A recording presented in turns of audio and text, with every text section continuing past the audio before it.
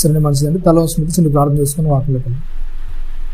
పరిశుద్ధ మహాగణుడ, మీ ఘనమైన ఉన్నతమైన శ్రేష్టమైన నామానికి కృతజ్ఞతలు స్తోత్రములు చెల్లిస్తున్నాను. మరొకసారి నేను వాళ్ళందరినీ సజీవులో పెరదాచినాను. నీ కృపలో భద్రపరిచి మరలా నీ సన్నిధిలో చేరినాను.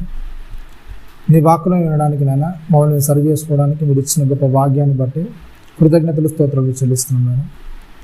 ఇదిగైనా విలువైన మాటలకు మేము వెళ్తుండగా మా హృదయాలను నేను సిద్ధపరచుకొని ఏవైతే నేను నీ వాక్యం ద్వారా వింటున్నాను నాయన, అటు విషయాలు మేము సరి చేయబడ్డకు నాయన నీలో నాయన నిలబడగలటకు అటు కృపను మా ఆత్మభాగ్యాన్ని గురించినాను. చెప్పనని నేను తగ్గించుకొని నీ వాక్యాన్ని రచించగలటకు నేను మేమపరచగలటకు అటు కృపను మా ఆత్మభాగ్యాన్ని గురించినాను. క్రీస్తు వారి పరిశుద్ధంగా నన్ను ప్రార్థన మమ్మల్ని అడిగేడుకుంటున్నాను. పురోహితుని అందరికీ ప్రభు రక్షుడైన క్రీస్తు నామములో వందనాలు తెలియజేస్తున్నాండి. మంచిది. ఈరోజు ఏంటంటే ప్రభువారు చెప్పినట్టుగా అసలు కన్నును పెరికివేయడం అంటే ఏంటో ఒకసారి చూసుకుందాం. మత్తయి సువార్త 18వ అధ్యాయము 9వ వచనం ఒకసారి చూడండి.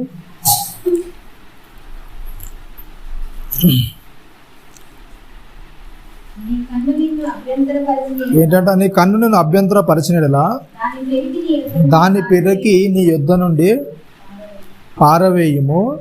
2 కన్నులు కలిగి అగ్నిగల నరకంలో పడవేయబడ్డ కంటే 1 కన్ను కలిగి జీవంలో ప్రవేశించుట మేలు. ఏంటంటే యేసుక్రీస్తు ప్రభువారు చెప్తున్నారు ఏంటంట, నీ కన్ను నిన్ను అభ్యంతరపరిచిన ఏం చేయాలంట, పెరికి నీ యుద్ధ నుండి పారేసేయి. అసలు దీనికి గల కారణం ఏంటో కొద్దిగా ముందుకు వెళ్ళి చూస్తే 18వ అధ్యాయం 2వ వచనం చదవండి. ఆయన రాజ్యం 2వ వచనం 18:2లో ఆయన ఒక చిన్న బిడ్డ తన యుద్ధకు పిలిచి వారి మధ్యన నిలవబెట్టి ఇట్లా నేను మీరు మార్పు నొంది బిడ్డల వంటి వారు అయితేనే గాని పరలోక రాజ్యంలో ప్రవేశించరని మీతో నిశ్చయంగా చెప్పుచున్నాను. కాగా ఈ బిడ్డల వలె తన్ను తాను తగ్గించుకునేవాడు వాడే పరలోక రాజ్యంలో గొప్పవాడు. ఏంటంట ఇక్కడ చెప్తుంది ఏంటంటే, ఒక మనిషి తన్ను తాను తగ్గించుకోవడం గురించి మాట్లాడుతూ చెప్తున్నాడు. ఏంటంటే ఒకవేళ అట్లాంటి విషయాల్లో నీ కన్నుని అభ్యంతరం చేస్తే ఏం చేయమంటున్నాడు, పెరికి పారేయమంటాడు. ఇంకా కొన్ని విషయాలు చెప్తున్నాడు అందులోనే. చూడండి ఒకసారి 5వ వచనంలో కూడా చూడండి. మరియు ఈలాంటి ఒక బిడ్డను నా పేరిట చేర్చుకొని వాడు నన్ను చేర్చుకొనును. నావెందు విశ్వాసం ఉంచు. ఈ చిన్నవారిలో ఒకరిని అభ్యంతరపరచువాడు ఎవడో వాడు మెడకు పెద్ద తిరుగట్టు రాయి కట్టబడిన వాడై మిక్కిలి లోతైన సముద్రంలో ముంచివేయబడట వానికి మేలు. అభ్యంతరం వలన లోకంలో శ్రమ, అభ్యంతరము రాక తప్పవు కానీ ఎవరి వలన అభ్యంతరం వచ్చునో ఆ మనుషునికి శ్రమ. కాగా నీ చెయ్యైనను నీ పాదమునైనను నీ అభ్యంతర పరిచినలా దాన్ని నరికి నీ యుద్ధ నుండి పారవేయము. 2 చేతులు 2 పాదములు గలి నిత్యాగ్నిలో పడవేయబడ్డ కంటే కుంటివాడిగానో అంగహీనుడిగానో జీవంలో ప్రవేశించుట నీకు మేలు అని చెప్తున్నాడు. ఓకేనా. ఇక్కడ చెప్తుంది ఏంటంటే, చిన్నపిల్లవాడిని ఏం చేయాలంటే తను తాను ఏం చేసుకోవాలంట, తగ్గించుకోవాలని చెప్తున్నాడు. ఆ తగ్గించుట్లో అడ్డం వచ్చేది ఏంటంట, ఏమని చెప్తున్నాడు, నీ చెయ్యి అలాగే నీ కాలు ఇవన్నీ కూడా అడ్డం వస్తాయని చెప్తున్నాడు. ఓకేనా. ఇట్లాంటి విషయాలు అడ్డం వస్తాయని చెప్తున్నాడు. అంటే చిన్నపిల్ల వాళ్ళ తగ్గించుకోవడం అంటే ఏంటి, తగ్గించుకోవడం అంటే ఏంటి చెప్పండి. ఇప్పుడు నిరీక్షణ ఉన్నాడు కదా, కోపంలో 2 దెబ్బలు కొట్టారనుకో ఏం చేస్తాడు చెప్పండి, ఏడ్చుకుంటే ఏం చేస్తాడు, వెళ్ళిపోతాడు. మళ్ళీ ఒక అరగంట అయినాక ఏం చేస్తాడు, మళ్ళీ వస్తాడా రాడా, కోపంతో అలిగేసి మాట్లాడకుండా ఉంటాడా, నా దగ్గర రాకుండా ఉంటాడా, ఏం చేస్తాడు, ఏమైనా అన్నాను అనుకోండి దాన్ని గుర్తుపెట్టుకొని మరలా నువ్వు ఇట్లా అన్నామని చెప్తాడా, లేకుంటే మర్చిపోయి మరణ దగ్గరకు వచ్చి మరలా ఆడుకోవడానికి ఇష్టపడతాడా, మర్చిపోతాడు. ఓకేనా. మరి మీరేం చేస్తారు, ఎవరన్నా మిమ్మల్ని అన్నారు అనుకోండి, ఏదైనా చేస్తారనుకోండి, అది గుర్తుపెట్టుకొని మరలా వస్తారా లేకుంటే దూరం వెళ్ళిపోతారా, ఏం చేస్తారు. ఏంటంట, మీలో ఎవడైతే చిన్న పిల్లలా తగ్గించుకొని తను తాను తగ్గించుకుంటాడో వాడు ఏం చేస్తాడంట, పరలోకంలోకి వస్తాడు. తగ్గించుకొని వాడు ఏంటంట, తిరగట్రాయి కట్టుకొని అభ్యంతర పరిస్థితి ఒకవేళ అంటే, ఒకవేళ అట్లాంటి మనసున్న వాళ్ళు ఒకవేళ ఉంటే, అంటే ఒకవేళ నీ ముంగటిన ఒక వ్యక్తిని తిట్టి దూషించి ఆ వ్యక్తిని దూషించిన తర్వాత కూడా ఈ దూషించిన వ్యక్తిని మరలా ఎవరైతే దూషించారో ఆ వ్యక్తి దగ్గరికి వెళ్ళి మంచిగా మాట్లాడుతున్నారు అనుకోండి, అట్లాంటి వ్యక్తిని ఏయ్ నీకు సిగ్గులేదారా, మొన్ననే కూడా వారు అంత తిట్టాడు, మరలా దగ్గరికి వెళ్ళి ఎందుకు మాట్లాడుతున్నారా, మరలా వానితో నువ్వు కలిసి ఎందుకు సాహసం చేస్తున్నారా అని కూడా అభ్యంతరం పరిచింది అనుకోండి, ఏంటంటే వాని గురించి చెప్తున్నాడు యేసుక్రీస్తు వారు. ఏం చేయాలంట? వానికి ఏం చేయమని చెప్తున్నాడు చెప్పండి? ఏంటంట? వాడు మెడకు పెద్ద తిరగట్రాయి కట్టబడి మిక్కిలి లోతైన సముద్రంలో ముంచివేయబట్టి ఏంటంట వానికి మీరు ఏంటంటే చెప్పండి, ఎవడైతే ఆ గొడవలు ఇబ్బందులు మర్చిపోయి జాగ్రత్తగా వెళ్ళి మరలా వానితో సర్దుమనడానికి ఇష్టపడుతున్నాడో, మరలా ఎవడన్నా వచ్చి అరే నీకు మొన్న నెల తిట్టాడు కదా, మొన్నే గొడవ పెట్టాడు కదా అని ఎవడన్నా వచ్చి మరలా చాడీలు చెప్పడానికి కానీ ఎక్కించడానికి కానీ ఆ వ్యక్తిని అభ్యంతరపరచడానికి ఎవడైతే ముందుకు వస్తున్నాడో ఆ వ్యక్తిని గురించి మాట్లాడి యేసుక్రీస్తు చెప్తున్నారు ఏంటంట, మెడకు తిరగటి రాయి కట్టి మిక్కిలి లోతైన సముద్రంలో ఏం చేయాలంట వాడిని పడవేయబట్ట వానికి మేలు. అంత ఘోరంగా వాడిని చంపడం ఏంటంటే, అంత చంపబడ్డం ఏంటంటే వానికి ఏమని చెప్తున్నాడు చెప్పండి? అలా చావడం వానికి మేలు అంటే అది మంచిది. ఒక వ్యక్తిని సమాధానంగా ఉండడానికి, ఒక వ్యక్తి సమాధానకరంగా బ్రతకడానికి ఇష్టపడుతుంటే ఆ వ్యక్తిని సమాధానకరంగా ఉండనివ్వకుండా మధ్యలో గొడవలు పెట్టి చిచ్చులు పెట్టి వానికి అభ్యంతరాలు కలిగించే వ్యక్తిని గురించి మాటలు చెప్తుంది ఏంటంటే, అలా ఉంటే ఒకవేళ నీ పరిస్థితి అట్లా ఉంటే ఏంటంటే చెప్పండి, ఏం చేయాలంట నువ్వు? ఏం చేయాలని చెప్తాడు చెప్పండి? తిరగట్రాయి గురించి ఎందుకు మాట్లాడుతుంది చెప్పండి? తిరగట్రాయి ఎలా ఉంటుంది? ఎట్లుంటుంది తిరగట్రాయి అంటే తెలుసా లేదా? ఎట్లుంటుంది చెప్పండి? కింద ఒకటి ఏముంటుంది, పెద్ద రాయి అనేది ఉంటుంది. దానికి అంటే పాతకాలంలో ఏం చేసేవారంటే ఇంటి దగ్గరనే ఏం చేసేవారు, ఆ రాయిని అక్కడ నుంచి మోసుకొని రాలేక ఇంటి దగ్గరనే పెద్ద రాయి చూసి ఏం చేసేవారు, రాయిని ఏం చేసేవారు చెప్పండి, దానిలోనే ఒలిపించుకొని దాని మీద ఒక రాయిని ఒలిపించుకొని, అంటే రుబ్బురాయిలాగా ఉంటుంది కదా, దాన్ని ఏం చేసుకొని ఇంటి దగ్గరనే తయారు చేసుకునే వాళ్ళు. అందరూ కూడా తెచ్చుకునే వాళ్ళు కాదు అలాంటివి. ఎవరి ఇంటి దగ్గర ఉంటాయో వాళ్ళ ఇంటి దగ్గరకు వచ్చి ఏం చేసేవాళ్ళు, వాటిని ఏమన్నా రుబ్బుకోవాలనుకుంటే వాటిని ఏం చేసేవాళ్ళు, వచ్చి రుబ్బుకొని వెళ్ళేవాళ్ళు. ఓకేనా? ఆ రుబ్బురాయి ఎలా ఉంటుందంటే ఒక లోతుగా ఉంటుంది. అవునా కదా? అవునా? మామూలు రాయి కట్టారనుకో ఏమవుతుంది, ఒక వ్యక్తికి మామూలు రాయి మెడకు కడితే ఏమవుతుంది చెప్పండి? ఏమవుతుంది మామూలు రాయి కడితే? అది జారిపోయి ఊడిపోయే అవకాశం ఉంటుంది. అవునా? గుండ్రటి రాయి కట్టారనుకుని ఏమవుతుంది, అది తాడు సరిగ్గా బిసకను నీటిలో పడ్డానుకుని ఏదో ఒక విధంగా ఏమవుతుంది, అది జారిపోయి. తిరగటి రాయి అయితే ఏమవుతుంది చెప్పండి? ఆ హోల్లో ఒక తాడేసి కట్టేసి మెడకు కట్టారనుకో ఏమవుతుంది చెప్పండి? అది ఏమవుతుంది? బయటికి రావడానికి, దాన్ని విడిపించుకోవడానికి అవకాశం ఉండదు. ఒకవేళ వేసి మెడకి ఎందుకు కట్టమని అంటే ఏమవుతుంది చెప్పండి? వెళ్ళేటప్పుడు ఏమవుతుంది చెప్పండి? అది కిందికి మెడని ఏం చేస్తుంది, ఎంత లోతుంటే సముద్రం అంత లోతుకి ఏం చేస్తుంది, అది రాయి ఆ వ్యక్తిని తీసుకెళ్తుంది. కంపల్సరిగా వ్యక్తి ఏం చేయబడతాడు, చనిపోతాడు. ఓకేనా? నిజంగా ఒక వ్యక్తిని ఆటంకపరిచే, ఒక వ్యక్తిని సమాధానకరంగా ఉండనియని వ్యక్తి ఏం చేయాలంటే చెప్పండి, ఏం చేయబడడానికి అర్హుడు అని చెప్తున్నాడు, వాడు చనిపోవడానికి అర్హుడు అని చెప్తున్నాడు. కాబట్టి నిజంగా మన జీవితంలో అట్లా ఉంటున్నాం. మరి చిన్నపిల్లవాళ్ళ మన భక్తి జీవితం అనేది కొనసాగుతుందా చెప్పండి? కొనసాగట్లేదా? అట్లా మన భక్తి జీవితం అనేది కొనసాగాలని చెప్తున్నాడు. అంటే ఏంటంట, అభ్యంతరాలు కంపల్సరీగా ఏం చేస్తాయంట, వస్తాయని చెప్తున్నాడు. కానీ ఏంటంట, ఎవరి వల్ల అభ్యంతరాలు వస్తాయి వానికి శ్రమ అని చెప్తున్నాడు. అయితే నీకు చేయైనను నీ పాదమైన నేను అభ్యంతర పరిచిన ఏం చేయమంటున్నాడు, నరికివేయమంటే నిజంగా నరికేసుకోమన్నా? ఏమని చెప్పండి? నరికేయడం అంటే నిజంగా నరికేసుకోవడం అన్నా, లేకుంటే ఇంకేం అర్థం చెప్పండి? మీ ఇంట్లో చిన్నపిల్లవాళ్ళు ఉన్నారు అనుకోండి, ఏదైనా మాట్లాడుతున్నారు అనుకోండి, వాళ్ళు మధ్య మధ్యలో ఏం చేస్తారు, ఇట్లా మీరు మాట్లాడుతుంటే మధ్య మధ్యలో ఏం చేస్తారు, ఉరుకుతూ ఉంటారు. అవునా? ఉరుకుతుంటే ఏం చేస్తారు చెప్పండి? మీరు ఏం చేస్తారు? ఖాళీ రగ్గొట్టు ఒక మూలకు కూర్చోబెట్టండి. అప్పుడు ఏం చేస్తారు చెప్పండి? అవునా? మీరు ఖాళీ రగ్గొడితే ఏం చేస్తాడు, ఒక మూలను కూర్చొని గమ్మునుంటా ఉంటారా అనరా? నిజంగా ఖాళీ రగొట్టేస్తారా? మరి ఎరగొడతారా?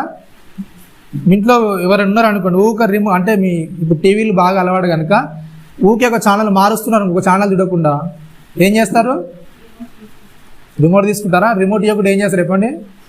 నేను చేతులు ఇరగొడితే ఏం చేస్తాడు, చేతులు సరిగా ఉంటారు. నిజంగా చేతులు ఇరగొట్టేస్తారా? అక్కడ సందర్భం ఏంటంటే యేసుక్రీస్తు ఏంటంటే నీ చెయ్యి పీకి పారేయం, నీ కళ్ళు పీకి పారేయం అంటే అట్లాంటి దశలోనికి వెళ్ళకుండా ఏం చేయాలి చెప్పండి? జాగ్రత్త పడని చెప్తున్నాడు. నిజంగా పిరికేసి ఉండడం కాదు. ఒకవేళ అట్లా పిరికేస్తే నరకంలో అన్నీ కూడా ఏముంటాయి చెప్పండి? ఇక్కడ పిక్చర్లో చూపించిన ఏముంటాయి నరకంలో అన్నీ కూడా? కాళ్ళు, చేతులు, కళ్ళు మాత్రమే ఉంటాయి. అవునా కదా? ఇప్పుడు నిజమైన నీతిమంతుడైన వ్యక్తి ఏం చేయాలి చెప్పండి? తన కాళ్ళను, చెయ్యిని, కన్నుని ఏం చేసుకోవాలి? నరికేసుకోవాలి. అక్కడ యేసుక్రీస్తు వారు చెప్తున్నట్టు అంగహీనుడుగానో గుడ్డివానిగానో జీవంలో ప్రవేశించి ఏంటంట? మేలు. ఒకవేళ ఇవన్నీ తీసేస్తే పరలోకంలో ఎలా ఉండాలంట? అంగహీనుడుగానో గుడ్డి అట్లుంటామా? ఉంటామా చెప్పండి? అంటే ఏంటంటే ఆ ఉదాహరణ చెప్తున్నాడు. ఏంటంటే ఒక వ్యక్తిని ఏం చేస్తుంటే తను తాను ఏం చేసుకోవాలి? కంట్రోల్లో ఉంచుకోవాలి, తను తాను సద్దుమనుచుకోవాలని చెప్తున్నాడు. కీర్తనకారుడు రాస్తూ చెప్తున్నాడు. చూడండి, ఆసాపు కీర్తనలో చెప్తున్నాడు. 73వ కీర్తన 7వ వచనం ఒకసారి చూడండి. ఆసాపు గారు రాసిన కీర్తన 73:7 ఏంటంట? క్రొవ్వు చేత వారి కన్నులు మెరికలై ఉన్నవి, వారి హృదయాలోచనలు ఏమైందంటే చెప్పండి? ఏంటంట? క్రొవ్వు చేత వారి కన్నులు మెరికలై ఉన్నవి, వారి హృదయాలోచనలు ఏంటంట? బయటికి కానొస్తున్నాయంట. మెరికల్ అంటే ఏంటండి? మామూలుగా వాడుక భాషనే కదా. మెరికల్ అంటే ఏంటి చెప్పండి? నాకు సరిగా దాని గురించి అర్థం. మెరికల్ అంటే ఏంటి చెప్పండి? కళ్ళు కానరాకపోవడం అంటారు కదా, కన్ను మిన్ను కానక నెత్తిన పెట్టుకుంటారు అంటారు కదా. అట్లాంటిది ఏంటంటే మెరికలు వచ్చాయని చెప్తున్నాడు. కళ్ళు మెరికలై ఉన్నవి, క్రొవ్వు చేత వారి కళ్ళు ఏంటంట? మెరికలై ఉన్నవి, వారి హృదయాలోచన ఏం చేస్తున్నాయంట? బయటికి గానొస్తున్నాయి. అంటే అహంకార దృష్టితో, అహంకారంతో ఏం చేస్తున్నాడు చెప్పండి? ఏం చేస్తున్నాడు? ఒక వ్యక్తి యొక్క కళ్ళు అనేవి ఏం చేస్తున్నాయంట? అవతలి వ్యక్తిని చూసే చిన్న చూపు కానీ, అవతలి వ్యక్తిని చూసే విధానం కానీ ఏమవుతుందంటే చెప్పండి? ఆ కళ్ళకు మెరికలో ఏమవుతుంది? గర్వంతో కూడిన చూపు అనేది ఏర్పడుతుందని చెప్తున్నాడు. అలాగే సామెతల గ్రంథం ఒకసారి చూడండి. సామెతలు 4వ అధ్యాయం ఒకసారి చూడండి. సామెతల గ్రంథము 4వ అధ్యాయము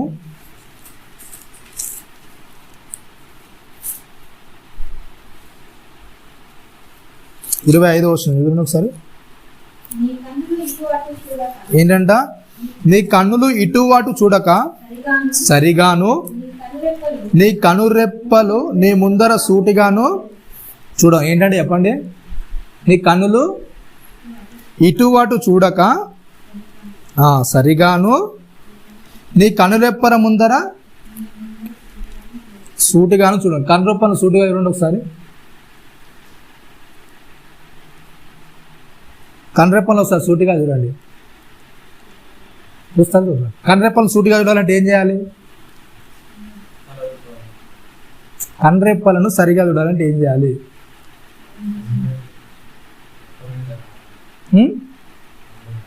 పట్టుకొని కనురెప్పలు లాగాల. కళ్ళు మూసుకుంటే ఏమవుతాయి చెప్పండి? ఏం చేస్తాయి? కనురెప్పలు ఎక్కడికి వస్తాయి చెప్పండి? స్ట్రేట్ వస్తాయి లేవా? కన్ను మూసుకొని ఎట్లా వస్తాయి? కనురెప్పలు ఏం చేస్తాయి? కళ్ళకు ఎదురుగా సరిగా వస్తాయి. అక్కడ చెప్తూ సొలొమోన్ గారు చెప్తూ ఏంటంట? నీ కనురెప్పలు ఏంటంట? అటు ఇటు చూడకాను. ఏంటంటే దేని గురించి మాట్లాడుతున్నా అంటే 24వ వచనం చూస్తే మీకు కొద్దిగా క్లారిటీ వస్తుంది. ఏంటంటే చూడండి ఒకసారి. మూర్ఖపు మాటలు నోటికి రానియకము, పెదవుల నుండి కఠినమైన మాటలు రానియకము అని చెప్తున్నాడు. అంటే ఎవడన్నా ఏదైనా మనం తిడుతున్నాడు అనుకోండి, వెంటనే కళ్ళు ఎక్కడికి వెళ్ళిపోతాయి? ఏం చేస్తాయి చెప్పండి? ఏం చేస్తాయండి? సరే మీకు అర్థం కావాలంటే సామెతలు 30వ అధ్యాయం చూడండి ఒకసారి. ఏం చేస్తారో సామెతలు 30వ అధ్యాయము 13వ వచనం చూడండి. కనులు నెత్తికి వచ్చిన వారి తలంగలదు, వారి కనురెప్పలు ఏంటంటే కనురెప్పలు పైకెత్తబడ్డం అంటే ఏంటి? కనురెప్పలు పైకి వెళ్ళాలంటే ఏమవుతాయి చెప్పండి? కళ్ళు ఎంత పెద్దగా చేస్తే ఏమవుతాయి? కనురెప్పలు ఏం చేస్తాయి? నువ్వు కళ్ళు ఎంత పెద్దగా చేస్తే కనురెప్పలు ఏం చేస్తాయి చెప్పండి? ఏం చేస్తాయి? కనురెప్పలు అంత పైకి పోతాయి. అవునా కదా? ఇప్పుడు సామెతల గ్రంథము 4వ అధ్యాయం 13 చెప్తున్నాడు. ఏంటి? 25వ వచనంలో ఏం చేయమని చెప్తున్నాడు? ఏంటంట? నీ కన్నులు ఇటు అటు చూడక సరిగాను, నీ కనురెప్పలు ఏంటంటే నీ ముందర సూటిగాను చూడాలి. ఏం చేయాలంట? ఏమైనా గొడవలు తగాదాలు వెళ్ళాల్సిన పరిస్థితి వస్తే ఏం చేయాలంటే చెప్పండి. ఏం చేయాలని చెప్తున్నాడు? నీ కళ్ళు ఏం చేయాలి చెప్పండి? ఏం చేయాలి? సరిగాను సూటుగాను అంటే ఏం చేసుకోవాలి? కళ్ళు మూసుకొని సపడాకి ఏం చేయి, నువ్వు ఏం చేయాలని చెప్పండి. నువ్వు కళ్ళు పెద్ద చేసి ఏదో బెదిరించే చూపులు ఏం చేయొద్దు అక్కడ. ఏం చేయదు చెప్పండి. అట్లాంటి లుక్స్ అనేది మీరు ఇవ్వడానికి ఇష్టపడద్దు. అంటే ఏం చేస్తాం చెప్పండి? ఒకవేళ మనల్ని ఇబ్బంది పెట్టే కరంగా ఉన్నారనుకోండి, అప్పుడు ఏం చేస్తాం? మన కళ్ళని ఏం చేస్తాం చెప్పండి? ఎర్రబడ్డమా, లేకపోతే వాళ్ళని కోపంగా చూడడమా, ఇంకేదో విధంగా వాళ్ళను భయపెట్టే విధంగా చేయడం ఏం చేస్తాం మనం? ఆ చూపు అనేది చూస్తాం. అవునా కదా? అక్కడ చెప్తూ సామెత గ్రంథకర్త సొలొమోన్ గారు చెప్తున్నాడు ఏంటంటే, నీ కన్ను రెప్పలు నీ ముందట ఎలా ఉండాలంట? సూటిగా ఉండాలి. అంటే ఏం చేయాలి? కళ్ళు మూసుకొని ఏం చేయాలి? నువ్వు ఏం చేయాలి చెప్పండి? ఒకవేళ అట్లాంటి సందర్భం నీకు ఎదురైతే ఏం చేయ, నువ్వు వెళ్ళిపోవాలి కంపల్సరీగా, కాముష్కి వెళ్ళిపోవాలి. కానీ ఏం చేద్దంట? గొడవలకు కానీ తగాదాలకు కానీ ఏం చేద్దంట? ఏం చేయొద్దు? వెళ్ళడానికి ఇష్టపడద్దు. నీ కళ్ళని కూడా ఏం చేయొద్దు? జాగ్రత్త. ఎందుకంటే కంటితోనే ఆ ప్రాబ్లం అంత ఉంటుంది. 30వ అధ్యాయం చూడండి, ఇప్పుడు చదువుకుని వచ్చినాయి ఒకసారి. సామెతలు 30వ అధ్యాయం 13వ వచనం ఏంటంట? కళ్ళు నెత్తికి వచ్చిన తరం కలదంట. కళ్ళు నెత్తికి ఎలా వస్తాయండి?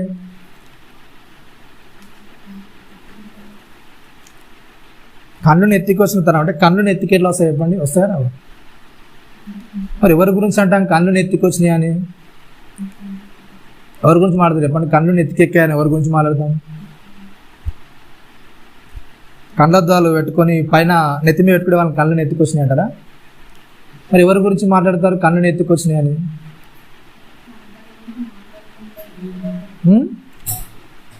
ఎవరి గురించి మాట్లాడతారు? కనబడి కూడా మాట్లాడి కూడా వెళ్ళిపోతే వాళ్ళ కళ్ళు నెత్తుకొచ్చాడు. ఇంకేం చేస్తాం చెప్పండి? ఇంకా ఎట్లాంటి సందర్భాలు అంటాం మన కళ్ళు నెత్తికొచ్చినాయి అని? ఎట్లాంటి సందర్భాలు అంటాం మనం? ఎవరైతే అహంకారంగా ప్రవర్తిస్తారో, దురుసుగా ప్రవర్తిస్తారో, లేకుంటే వ్యత్యాసం చూపిస్తూ చిన్న చూపు చూస్తారో, అట్లాంటి వాళ్ళని ఏమంటాం చెప్పండి? వాళ్ళని కళ్ళు బాగా నెత్తికెక్కి అంటాం. ఓకేనా? అట్లాంటి తరం వచ్చిందంట. ఏంటంటే కన్నులు నెత్తికి వచ్చిన వారి తరం కలదు. అంటే ఒక వ్యక్తిని చూసి చాలా అసహ్యంగా వాడిని చూస్తేనే ఏంటి చెప్పండి? చాలా దౌర్భాగ్యమైన హీన స్థితిలో చూసే వ్యక్తులు ఉన్నారంట. ఒక వ్యక్తిని చూసి అసహించుకొని, చీ వీడు మా మధ్య ఉండడానికి కూడా అర్హుడు కాదు, చీ వీడు మాతో ఉండడానికి కూడా సరి అయిన వాడు కాదు అంటే, ఒక వ్యక్తిని ప్రేమించాల్సిన మనిషి తన స్థాయిని బట్ట, తన స్తోమతను బట్ట, ఇంకేదో దాన్ని బట్టి ఏం చేస్తున్నాడో అవతల వ్యక్తిని ఏం చేస్తున్నాడు చెప్పండి? చిన్న చూపు చూడడమా, అసహ్యంగా చూడడమా, ఇట్లాంటివన్నీ చేస్తున్నాడు. ఇట్లాంటి దాని గురించి మాట్లాడి చెప్తున్నాడు. ఏంటంట? కన్నులు నెత్తికి వచ్చిన వారి తలం కలదు. ఏంటంట?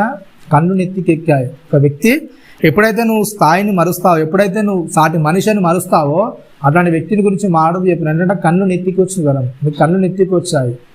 ఒక వ్యక్తిని ఎలా ప్రేమించాలో తెలియట్లేదు, ఒక వ్యక్తితో ఎలా మాట్లాడాలో, ఎలా మెలగాలో అర్థం కాకుండా ఏంటంట? ఏమని చెప్తున్నాడు ఎప్పుడు అట్లాంటి వారి గురించి? కన్ను నెత్తికి వచ్చిన వారి తరము. అంటే కన్ను మీకు పైకి ఎక్కాయి, అవతల వ్యక్తి ఎలా ప్రవర్తించాలో మీకు అర్థం అవ్వట్లేదు. అవతల వ్యక్తితో మీరు ఎప్పుడు కూడా ఏదో ద్వేషభావంతో ఏం చేస్తున్నారు? మెలుగుతున్నారని చెబుతున్నాడు. ఓకేనా? ఇంకేంటంట? వారి కనురెప్పలు ఏంటంట? ఎంత పైకి ఎత్తబడినో. ఏంటంటే అవతల వ్యక్తిని చూసే విధానం ఎలా ఉంటుందంట చెప్పండి? ఎట్లుంటుందంట? ఏమవుతుందంట చెప్పండి? అవతల వ్యక్తిని చూసే స్వభావం అనేది ఎలా ఉంటుందంట? వారి యొక్క స్వభావం, వాళ్ళ యొక్క కళ్ళను చూస్తేనే అంతా కూడా ఏమవుతుందంట చెప్పండి? తిట్టబడుతుంది. అందుకే కీర్తన ఆసాపు రాస్తూ చెప్తున్నాడు ఏంటంట? వారి యొక్క హృదయంలోని ఆలోచనలు అన్నీ కూడా ఏం చేస్తున్నాయంట? బయటపడుతున్నాయి. అంటే ఒక వ్యక్తిని చూసేటప్పుడు ఎలా అవుతుంది చెప్పండి? వారి కళ్ళను చూస్తేనే ఏం చేయొచ్చు? ఈ వ్యక్తి నన్ను ఎలా చూస్తున్నాడు, ఈ వ్యక్తి ఏ విధంగా చూస్తున్నాడు, ఏం చేస్తుంది చెప్పండి? ఆ కళ్ళను బట్టి ఏం చేయొచ్చు? మనం ఏం చేయొచ్చు చెప్పండి? అర్థం చేసుకోవచ్చు. అంటే ఆ వ్యక్తి ఎలా మనల్ని చూస్తున్నాడు. ఓకేనా?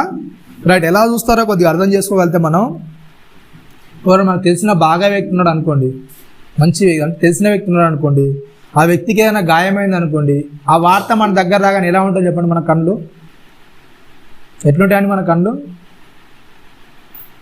ఎట్లా చేస్తారు మీరు? మనకు తెలిసిన వ్యక్తి, బాగా దగ్గరైన వ్యక్తి గాయపరచబడితే, లేకపోతే ఏదైనా దెబ్బ తగిలితే, ఆ వ్యక్తి గురించిన సమాచారం మనకు వస్తే ఎలా ఉంటుంది చెప్పండి? మన కళ్ళు ఎలా ఉంటాయి? కొద్దిగా చెమ్మగిలినట్టుగా, కొద్దిగా చిన్నగా అయిపోతాయి కళ్ళు. అవునా కదా? ఆ బాధ పెయిన్ అనేది ఏం చేస్తుంది, ఎక్కడి నుంచి కనబడుతుంది? అది కళ్ళ నుంచి కనబడుతుంది. ఓకేనా? మనకు హాని చేసిన వ్యక్తి, ఇబ్బంది కలిగిన వ్యక్తి, ఏదో బాధలో ఏదో అయిపోయింది, అప్పుడు ఎట్లుంటాయి మీ కళ్ళు? ఎట్లుంటాయండి? నాకు తెలుసు వీనికి ఏదో రోజు ఏమవుతుంది చెప్పండి, ఇట్లా అవుతుందని తెలుసు. అయిందా? బాగా అయింది దీని పని. అవునా కదా? ఏం చేస్తాను చెప్పండి? కళ్ళు ఎలా ఉంటాయి అప్పుడు? అంటే సందర్భం ఒకటే, అక్కడ జరిగింది ఇక్కడ జరిగింది ఏంటి చెప్పండి? సేమ్ గాయమే. కానీ ఒక వ్యక్తికి జరిగినప్పుడు మనం రెస్పాండ్ అయ్యే పద్ధతి, ఇంకొక వ్యక్తికి జరిగిన రెస్పాండ్ అయ్యే పద్ధతి ఏమైంది చెప్పండి? కళ్ళ ద్వారా ఏమైపోయింది? అవునా కదా? అంటే మనకు కావాల్సిన వ్యక్తికి జరుగుతేమో ఆనందం వస్తుంది, అదే అవతల వ్యక్తికి జరిగినప్పుడు ఏమవుతుంది చెప్పండి? ఏమవుతుంది? మనకు ఆనందం అంటే మనకు దగ్గరగా ఉన్న వ్యక్తికి ఏం బాధ అనిపిస్తుంది, అదే మనకు కీడు చేసిన వ్యక్తికి అయితే ఏమవుతుంది చెప్పండి? ఆనందం వస్తుంది, నవ్వు వస్తుంది. అవునా కదా? అయితే ఆ విషయాన్ని కూడా చెప్తున్నాడు ఇప్పుడు. ఎవరు? యేసుక్రీస్తు వారు మారుతున్నారు. మత్తయి సువార్త ఒకసారి చేయండి. ఇప్పుడు చూద్దాం. మత్తయి సువార్త 18వ అధ్యాయము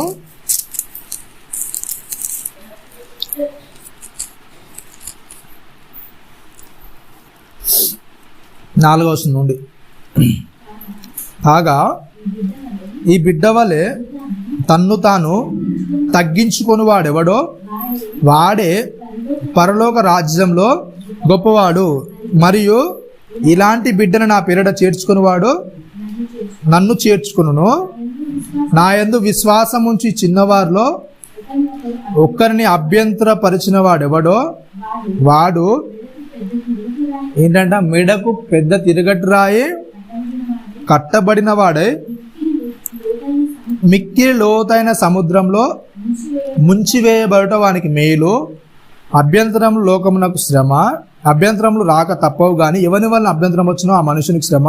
కాగా నీ చెయ్యి అయినను నీ పాదమైనను నేను అభ్యంతర పరిచిన ఎడల దాన్ని నరికి నీ యొద్ద నుండి పారవేయము. 2 చేతులు 2 పాదములు కలిగి నిత్యాగ్నిలో పడవేయబడట కంటే కుంటివానిగాను అంగహీనుడుగాను జీవంలో ప్రవేశించడం మేలు. నీ కన్ను నిన్ను అభ్యంతర పరిచిన ఎడల దాన్ని పిరికి నీ యొద్ద నుండి పారవేయము. 2 కన్నులు కలిగి అగ్నిగల నరకంలో పడవేయబడ్డ కంటే 1 కన్ను కలిగి జీవములు ఏంటంట ప్రవేశించుట మేలు. ఏమని చెప్తున్నాడు చెప్పండి? ఎప్పుడైతే ఒక వ్యక్తి ద్వారా ఇబ్బంది అనేది, శోధన అనేది, ఆ ఇరుకు అనేది మనకు ఎదురైనప్పుడు ఆ వ్యక్తితో ఏం చేయాలి చెప్పండి? మనం ఏం చేయాలంట? ఎప్పుడైతే నువ్వు క్రీస్తులోనికి వచ్చావు, ఎప్పుడైతే నువ్వు క్రీస్తుతో పాలిపంపులు పొందుతున్నావో అప్పటి నుంచి నీ వ్యక్తితో ఏమైపోవాలి చెప్పండి? ఏమవ్వాలి? ఆ చిన్న బిడ్డల మనస్తత్వం అనేది రావాలి నీకు. చిన్న బిడ్డలాగా ఉండాలి. అట్లాంటి పరిస్థితులు ఏం చేయాలి చెప్పండి? సరిగా నీ త్రోవ అనేది నడుచుకోవడానికి సిద్ధపరచబడాలి. అవునా? అన్ని పరిస్థితుల్లో ఇట్లాంటి పరిస్థితులు అభ్యంతరపరిచి ఏమిటంటే చెయ్యి, కాలు, పాదాలు ఏం చేస్తానంటే చెప్పండి? ఏం చేస్తాను? నిన్ను అభ్యంతరపరుస్తా. అంటే ఒక వ్యక్తి దగ్గరికి మనం వెళ్ళాలంటే ఏం చేస్తాం చెప్పండి? చాలా విషయాల్లో ఒక వ్యక్తితో మనకైనా వైరం అయితే ఏం చేస్తాం చెప్పండి? నా కాలు అనేది ఆడట్లేదు అక్కడ వెళ్ళడానికి. అవునా కదా? నా కాలు అనేది ఆ వ్యక్తి దగ్గరికి, ఆ వ్యక్తిని నేను చేరుకోవాలంటే నా కాలు ఏం చేయట్లేదు, అక్కడికి వెళ్ళాలంటే ఇష్టపడట్లేదు. అవునా కదా? ఎందుకు అంత ద్వేషం అనేది ఎందుకు పెంచుకున్నావు ఒక వ్యక్తి మీద? ఒక వ్యక్తి మీద అంత పగననేది నువ్వు ఎందుకు పెంచుకున్నావు? అవునా కదా? అంత స్థాయిలోనికి నువ్వు ఎందుకు వెళ్ళావు? ఒక వ్యక్తి పట్ల అంత ద్వేషాన్ని కలిగి ఉండడానికి గల కారణం ఏంటి నీకు? అవునా కదా? ఎందుకు అంత లోపల అంత విషయాన్ని ఎందుకు నింపుకుంటున్నావు ఒక వ్యక్తి పట్ల? అవునా కదా? ఆ వ్యక్తితో మాట్లాడకుండా, ఆ వ్యక్తి దగ్గరికి వెళ్ళకుండా, ఆ వ్యక్తిని చూడకుండా ఉండడానికి నువ్వు ఎందుకంత విపరీతంగా ప్రయత్నం చేస్తున్నావు యేసుక్రీస్తు వారు అడుగుతున్నాడు. ఏ వ్యక్తితోనైనా నువ్వు అట్లా కలిగి ఉంటే, ఆ వైరాన్ని కలిగి ఉంటే, ఎందుకు ఆ వైరం ఎందుకు కలిగి ఉంటున్నావు నువ్వు? లేకుంటే అట్లా లేవా? ఆ సమాధాన పరిచే వ్యక్తిని ఎందుకు నువ్వు అడ్డం పడుతున్నావు? ఒక వ్యక్తి సమాధానకరంగా వెళ్ళాలని, వాళ్ళతో కలిసి ఉండాలనే వ్యక్తి నువ్వు ఎందుకు అభ్యంతరపరుస్తున్నావు? నువ్వు సరిగా ఉండవు, నువ్వు అవతల వాళ్ళతో కలిసి ఉండవు. కలిసి ఉన్నప్పుడు అవతల వ్యక్తి ఒకవేళ కలిసి ఉందామంటే వాళ్ళని ఎందుకు అభ్యంతరపరుస్తున్నావు? అవునా? చాలా విషయాలు మనం ఏం చేస్తాం? ఎవరితో కలిసి ఉన్నాము, కలిసి ఉండే వాళ్ళని కూడా ఏం చేస్తాం చెప్పండి? ఏం చేస్తాం? వాళ్ళని కూడా దూరం ఉంచడానికి, వాళ్ళని కూడా విడగొట్టడానికి ఏం చేస్తాం? చాలా ప్రయత్నాలనే చేస్తాం. అవునా కదా? అంటే నాతో కలిసి ఉన్న వాళ్ళు అవతల వాళ్ళతో కూడా ఏం చేయొద్దు, సావాసం ఉండొద్దు, మంచిగా ఉండొద్దు. కాబట్టి ఏదో విధంగా వాళ్ళ స్నేహాన్ని కూడా, వాళ్ళ బంధాన్ని కూడా ఏం చేయాలి?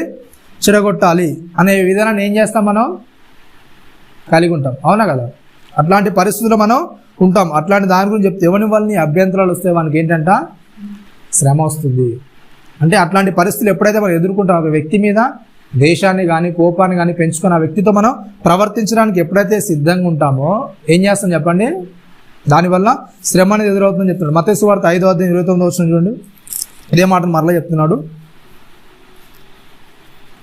29:30 నీ కుడికన్ను నిన్ను అభ్యంతర పరిచినడలా దాన్ని పెరికి నీ యొద్ద నుండి పారవేయము. నీ దేహమంతయు నరకములో పడవేయబడకుండా నీ అవయవములో ఒకటి నశించుట నీకు ప్రయోజనకరం కదా. నీ కుడి చేయి నిన్ను అభ్యంతర పరిచినట్లా దాన్ని నరికి నీ యొద్ద నుండి పారవేయము. నీ దేహమంతయు నరకంలో పడకుండా నీ అవయవంలో ఒకటి నశించుట నీకు ప్రయోజనకరం కదా. ఏమని చెప్తున్నాడు చెప్పండి? ఇక్కడ కుడి కన్ను కుడి చేయి ఎందుకు ఉపయోగిస్తున్నాడు? ఎందుకు ఉపయోగిస్తున్నాడు? కుడి కన్ను కుడి చేయి ఎందుకు ఉపయోగిస్తున్నారు చెప్పండి? మీరు ఎక్కువగా యూజ్ చేసేది ఏంటి చెప్పండి? అవునా, ఒక 100 మంది ఉన్నారు అనుకోండి, అందులో 95-96 మంది దేన్ని ఉపయోగిస్తారు? ఎక్కువగా కుడి చేయిని ఉపయోగిస్తారు. లెఫ్ట్ హ్యాండెడ్ చాలా తక్కువ మంది ఉంటారు, అవునా? ఇండియాలో అయితే అది చాలా ఏంటి చెప్పండి, మూఢనమ్మకం ఎక్కువ అనమాట. ఏదైనా సరే ఏం చేయాలి చెప్పండి, కుడి చేతితో చేయాలి. కుడితో చేస్తే ఏంటి చెప్పండి, మంచిది. అది ఎడమ చేతిని ఏం చేసామంటే అది మీరు డబ్బులు ఇచ్చినా సరే ఎడమ చేతిని ఏం చేయరు చెప్పండి, ఇస్తే తీసుకోరు, ఇచ్చేది కూడా ఏం చేయరు, ఎడమ చేతిలో పెట్టరు. సెంటిమెంట్ అంతే కాదు, ఓకేనా? ఇక్కడనే ఉంటుంది, బయట దేశాలు చెల్లదు. కానీ మన వరకు వస్తే ఏంటి చెప్పండి, ఆ మూఢత్వం అనేది ఎక్కువ ఉంటుంది కనుక దాంతో ఏ పనులు కూడా చేయొద్దని ఏం చేస్తారు, కొద్దిగా ఏం చేస్తారు, ఎడమ చేయిని తక్కువగా చేస్తుంటారు. అయితే ఏంటంటే కుడి చేయి అంటే ఏదైనా సరే దీన్ని అభ్యంతర పరిస్థితి ఏం చేయాలి చెప్పండి, కంపల్సరీ ఏం చేయి, దాన్ని ఏం చేసుకోవాలి, కంట్రోల్లో ఉంచుకోవడానికి. అంటే నరికేయడం అని కాదు, కానీ ఏంటి చెప్పండి, ఏం చేసుకోవాలి, దాన్ని అదుపులోని తెచ్చుకోవాలి, నీ అదుపులోని తెచ్చుకోవాలి, నీ స్వాధీనంలో తెచ్చుకోవాలి. ఏదైతే నేను అభ్యంతరపరుస్తుందో, ఏదైతే నేను ఇబ్బంది కలిగిస్తుందో అట్లాంటి దాన్ని ఏం చేయాలి, నీ స్వాధీనంలో తెచ్చుకొని నీ మాటిని లాగా దాన్ని చేయాలి, ఓకేనా? నీ మాట ప్రకారం జరిగేటట్టు ఏం చేయాలి, ఆ అవయవాలన్నింటినీ మన అదుపులో ఉంచుకోవాలి, ఓకేనా? ఇట్లాంటి పరిస్థితుల్లో మరి ఏంటంటే చాలా జాగ్రత్తగా, ఏంటంటే నీ కుడికన్ను అభ్యంతరపరిచిన లేకుంటే నీ కాలు అభ్యంతరపరిచిన ఏ విధంగా నువ్వు అభ్యంతరానికి గురి అయినా ఒక వ్యక్తి దగ్గరికి వెళ్ళడానికి, ఒక వ్యక్తితో సమాధాన పడడానికి ఏ విధమైన ఇబ్బంది నీకు కలిగిన ఏమవుతుంది చెప్పండి, ఏంటంట నువ్వు చేసేది ఏంటంటే ఏం చేయమని చెప్తున్నాడు, ఏంటండి మెడకి ఏంటంట తిరగడ్రాయి కట్టుకొని ఏంటంట మిక్కిలి లోతైన సముద్రంలో పడవేయబట్టి ఏంటంటే చెప్పండి వానికి మేలు. అంటే ఇట్లాంటి పరిస్థితి, ఇట్లాంటి వ్యక్తిత్వం అనేది నీలో ఉంటే ఒక వ్యక్తిని అభ్యంతరపరచడమా లేకుంటే నువ్వు అభ్యంతరపడమా, ఇట్లాంటి ప్రాబ్లం ఒకవేళ నీలో నువ్వు తెలుసుకుంటే ఏం చేయాలంట, నువ్వు దాన్ని ఎమ్మటే ఏం చేయి, నువ్వు దేనివల్ల ప్రాబ్లం వస్తుందో, ఏది నీకు ఇబ్బంది కలిగిస్తుందో దాన్ని ఏం చేయి, దాన్ని అణుచుకోవడానికి ప్రయత్నం చేయి. ఒకవేళ నువ్వే చిచ్చు పెట్టే వాళ్ళ ఉంటే ఏం చేయి, నువ్వు ఏం చేయి చెప్పండి, చనిపోవడమే, అంటే ఆ సముద్రంలో పడ్డమే మేలని చెప్తున్నాడు. ఎందుకంటే ఈ మాటలు ఎందుకు చెప్తున్నా అంటే తన సూటిగా చెప్తున్నాడు యేసుక్రీస్తు వారు, ఏంటంటే నీ కన్ను నిన్ను అభ్యంతర పరిచినలా పెరికి దాన్ని నీ యొద్ద నుండి పారేయని చెప్తున్నాడు. ఇంకేం చెప్తున్నా అంటే చేతుల గురించి మాట 2 పైన చూడండి 8వ వచనంలో, కాగా నీ చెయ్యైనను నీ పాదమైనను నిన్ను అభ్యంతర పరిచినలా ఏం చేయమని చెప్తున్నాడు చెప్పండి, ఏం చేయని చెప్తున్నాడు, నరికేసే అంటున్నాడు, ఓకేనా? ఏదైతే నీ అభ్యంతర పరుస్తుందో దాని విషయాల్లో మాట్లాడితే ఏం చెప్తున్నాడు, నరికేసే అని చెప్తున్నాడు. ఏదైతే నీకు ఇబ్బంది పరుస్తుందో, అవతల వ్యక్తితో సమాధానకరంగా ఉండనియకుండా, లేకుంటే అవతల వ్యక్తితో సమాధానకరంగా ఉండడానికి ఏదైతే నేను అభ్యంతర పరుస్తుందో, ఆటంకపరుస్తుందో దాన్ని ఏం చేయమని చెప్తున్నాడు చెప్పండి, నరికేసే. అంటే అంత స్థాయిలో నువ్వు ఏం చేయాలి, దాన్ని ఒక వ్యక్తితో నీకు సమాధానం లేదనుకో, ఒక వ్యక్తితో నువ్వు సమాధానం ఉండట్లేదంటే అంతవరకు నువ్వు అంత పెయిన్ అనేది నువ్వు ఏం చేయాలి, తీసుకోవడానికి ఇష్టపడాలి. నిజంగా మీరు చాలామందితో మాట్లాడుకుంటారు, అవునా కదా? చాలామంది పట్ల ఏముంటుంది చెప్పండి, మీకు ఏముంటుంది, ఆ యొక్క ద్వేషం అనేది లోపల ఉంటుంది, అవునా కదా? వాళ్ళతో నేను ఎప్పుడు కూడా ఏం చేయొద్దు, మాట్లాడొద్దు, ఏం చేస్తే వాడు రావద్దు, వాడు చేస్తే నేను, ఇలాంటి నిబంధనలు అనేది చేసుకుంటారు, అవునా కదా? చేసుకోరా అట్లా చేసుకున్నప్పుడు ఏంటంటే చెప్పండి, ఏది నీకు ఆటంకం కలిగిస్తుంది? చెయ్యా, నీ పాదమా, లేకపోతే నీ కన్నా? దేన్ని బట్టి నీకు అభ్యంతరం కలిగింది ఆ వ్యక్తి వల్ల? ఏది నేను ఆటంకపరుస్తుంది? క్రీస్తులోనికి వచ్చి ఆ సంవత్సరాలు తరబడ్డా కూడా చిన్నపిల్లలాంటి మనస్తత్వం ఎందుకు రాలేకపోతుంది? అవునా కదా? ఒక చిన్నపిల్లవాడిని కొట్టగానే ఏం చేస్తారంటే దాన్ని అట్లే మనసులో ఉంచుకొని దాన్ని ఊకే రివెంజ్ తీసుకుని ఎప్పుడు కూడా అనుకోడు. అవునా కదా? మీరు ఏం చేస్తారు? మీ పిల్లల్ని కొడుతుంటారు. అవునా కదా? అలా కొట్టినప్పుడు ఏం చేస్తారు చెప్పండి? కొద్దిసేపు కాగానే మరలా ఏం చేస్తారు? మర్చిపోతారు. మీ దగ్గరకు వచ్చి సరదాగా ఆడుకుంటున్నారు, దాని గురించి మరలా గుర్తు చేసుకోరు. కానీ మన విషయాల్లో అంటే ఎప్పుడైతే పెద్దగా అవుతున్నామో, మన హృదయ ఆలోచనలు ఎప్పుడైతే పెరిగిపోతున్నాయో ఆ ఆలోచనలను బట్టి మన మనసు కూడా ఏమవుతుంది చెప్పండి? ఏమవుతుంది? దేవునికి దూరమయ్యే పరిస్థితుల్లోకి వెళ్ళిపోతున్నాం. మనం పెరిగే వాతావరణ పరిస్థితి, లేకుంటే మాట్లాడే వ్యక్తుల స్వభావమా, ఏదో ఏం చేస్తుంది మనం ఇంపాక్ట్ చేస్తే ఏం చేస్తున్నారు చెప్పండి? దేవునికి కాకుండా ఏం చేస్తున్నాం మనం? మనుషుల ఆలోచనకు దగ్గరగా ఏదైతే మనుషులు కోరుకుంటారో ఆ ఇష్ట ప్రకారంగా మనం చేయడానికి ఏం చేస్తున్నాం చెప్పండి? అలాంటి దానిలోకి మనం వెళ్ళిపోతున్నాం. అవునా కదా? మనుషులు ఏం చేస్తారు చెప్పండి? సాధారణంగా యేసుక్రీస్తు అయితే కుడి చెంప మీద కొడితే ఏం చేసేయి, ఎడమ చెంప తిప్పంటాడు. మనిషి ఏం చేస్తారు చెప్పండి? కుడి చెంప మీద కాదు, ఏం చేయాలి చెప్పండి? వాడు చూస్తేనే కాదు, నిన్ను కోపంగా చూస్తే ఏంటి చెప్పండి? వాడితో ఏం చేసాయి? వాడు ఎందుకు చూస్తున్నాడు అట్లా? నువ్వు అన్నావా వాడిని? అవునా? అట్లాంటి దశలో మనిషి ఏం చేస్తారు? మనిషి స్వభావం అనేది ఉంటుంది. కాబట్టి ఏంటి, ఎప్పుడైతే మనం క్రీస్తు స్వభావంలోనికి మారుతామో, క్రీస్తు లాగా ఉండడానికి ప్రయత్నం చేస్తామో, మనలో ఉండాల్సింది ఏంటంటే చిన్నపిల్లల మనస్సు అనేది ఉండాలి. అట్లాంటి మనస్సు అనేది రావడం ఏంటి చెప్పండి? ఎట్లుంటుంది? క్రీస్తు అంటే మనకి ఎలా అనిపిస్తుంది చెప్పండి? ఆ క్రీస్తు స్వభావాన్ని ధరించుకోవడం అంటే మనకు ఎలా అనిపిస్తుంది? చాలా కష్టంగా. అవునా కదా? వాక్యంలో ప్రతి చదువుతున్నాడు మనకు ఎలా అనిపిస్తుంది అంటే, ఆ చదివినప్పుడు ఏమనిపిస్తుంది? చాలా బాగానే అనిపిస్తుంది. ఇవన్నీ కూడా ప్రాక్టికల్గా వస్తానే ఏమనిపిస్తుంది చెప్పండి? ఏమవుతుంది? చాలా ఇబ్బందికరంగా, కష్టంగా అనిపిస్తుంది. అవునా కదా? కానీ యేసుక్రీస్తు వారు ఏమంటారు? మన నిత్య జీవితంలో దాన్ని ఉపయోగించడానికి మనకి ఏమవుతుంది చెప్పండి? కష్టంగా, బాధగా అనిపిస్తుంది. కానీ యేసుక్రీస్తు వారు అనే మాట ఏంటి చెప్పండి? నా కాడ ఏంటంట ఎట్లుంటుందండి? సులువైనది, తేలికైనది, ఎట్లాంటి భారం కూడా లేనిదని యేసుక్రీస్తు వారు చెప్తారు. అవునా? ఎట్లాంటి భారం లేకుండా మనం వేయాలంటే మరి మనం ఎలా ఉండాలి? ఏదైతే మన దగ్గరకు వస్తున్న వాక్యం ఉందో దాన్ని ఎప్పుడైతే ఇష్టంగా చేస్తామో, ఇష్టంగా చేస్తే బరువైనా కూడా ఎట్లుంటుంది చెప్పండి? ఏమవుతుంది చెప్పండి? ఆనందంగా అనిపిస్తుంది. అవునా కదా? ఒక 20 మంది మీకు బాగా కావాల్సిన వాళ్ళ రిలేషన్లు వచ్చారనుకోండి, కొనడానికి ఎలా ఉంటుంది చెప్పండి? మీకు అది భారమైన పనా కదా? 20 మంది 30 మంది ఒకటేసారి వచ్చి మనం ఇంటి మీద పడితే అది భారమైందా లేకుంటే తేలికైందా? వంట చేయాలంటే అందరికీ ఇబ్బంది. కానీ మీకు ఇష్టమైన వాళ్ళు వస్తే ఒకటే వంట చేస్తారా? 4-5 రకాలు చేస్తారా? రాక వస్తే ఇంటికి ఏం చేస్తారు చెప్పండి? ఏం చేస్తారు? అది చాలా బరువే, ఇబ్బంది. కానీ ఏం చేస్తారు? మీకు ఇష్టం కనుక ఏం చేస్తారు చెప్పండి? అవతల వచ్చి మీకు ఇబ్బంది పెట్టామంటే కూడా మీరు ఏం చేస్తారు చెప్పండి? ఏం చేస్తారు? అరే మాకేంటి ఇబ్బంది అని మీరు ఎప్పుడో ఒకసారి వస్తారు. అవునా కదా? మీరు వచ్చేదే ఎప్పుడో ఒకసారి, దాంట్లో ఇబ్బంది అని మీరు రావడమే మాకేంటి చెప్పండి? సంతోషం. ఆ కష్టం, ఆ బాధ అంతా కూడా ఏం చేస్తారు? మర్చిపోతారు. అవునా? మీకు ఇష్టం లేని వాళ్ళు ఒక 5 మంది వచ్చినా సరే వంట చేయాలంటే ఎలా ఉంటుంది చెప్పండి? ఎట్లుంటుంది? మీకు ఇష్టమైన వచ్చారనుకోండి, దన్న వెళ్ళి కాలుగడ కూడా నీళ్ళు ఇస్తారు, తాగడానికి నీళ్ళు ఇస్తారు. అవునా? కూర్చోడానికి చైర్లు ఇస్తారు. మీకు ఇష్టమైన వాళ్ళు వస్తే. ఇష్టం లేని వాళ్ళు వస్తే నీళ్ళు ఎక్కడ ఉన్నాయి కడుక్కోండి, మంచినీళ్ళు అక్కడ ఉంటే తాగండి, చైర్లు ఎక్కడ ఉన్నాయి వేసుకోండి. అవునా? ఎందుకు చెప్పండి? అన్ని పనులు వాళ్ళకి చెప్తాం వచ్చిన వాళ్ళకు. మనకి ఇష్టమైన వాళ్ళు వస్తే అన్నీ మనమే చేసి ఆనందం ఫీల్ అవుతుందని. అవునా కదా? ఆనందంగా ఫీల్ అవుతాం. యేసుక్రీస్తు వారి వాక్యం కూడా అంతే. ఎప్పుడైతే మనం ఇష్టంగా చేస్తాం అది ఎలా ఉంటుంది చెప్పండి?